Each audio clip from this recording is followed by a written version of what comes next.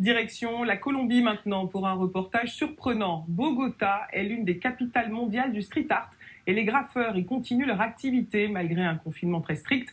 La Colombie est très touchée par l'épidémie comme plusieurs pays d'Amérique du Sud. Peindre en dépit du Covid, le message est également politique. Margot Loisillon.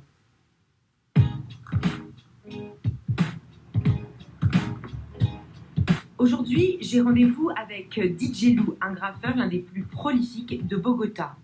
DJ Lou a profité de la pandémie pour créer de nouveaux dessins et malgré le confinement généralisé et l'interdiction de sortir, il continue de taguer dans la rue.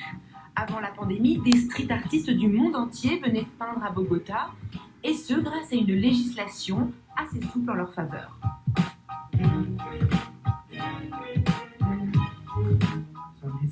J'ai créé ces dessins ces 3 derniers mois face à la situation que nous sommes en train de vivre.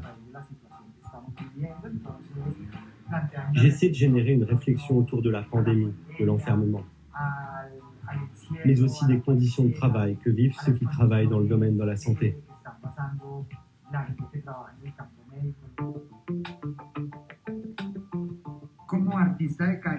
En tant qu'artiste de rue qui s'intéresse aux questions sociales et politiques, je ne pouvais pas rester à la marge de cette situation.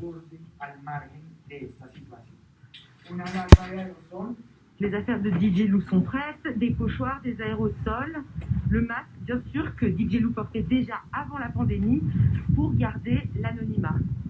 Le confinement généralisé a commencé fin mars. Ici, c'est l'un des plus longs instaurés dans le monde.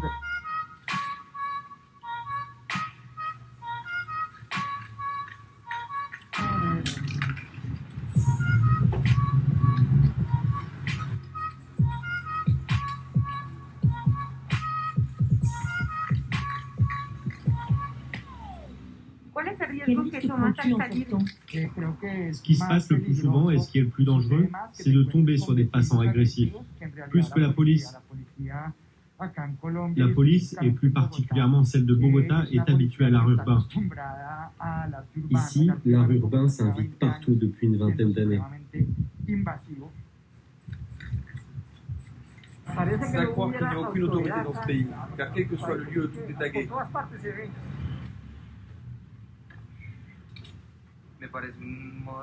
C'est un style artistique très important et très représentatif de Bogota. Il y a un artiste que j'aime beaucoup qui s'appelle Toxicomano. Par exemple, lui raconte la violence que nous avons vécue en Colombie. La Colombie est un pays en voie de développement et à l'économie fragile.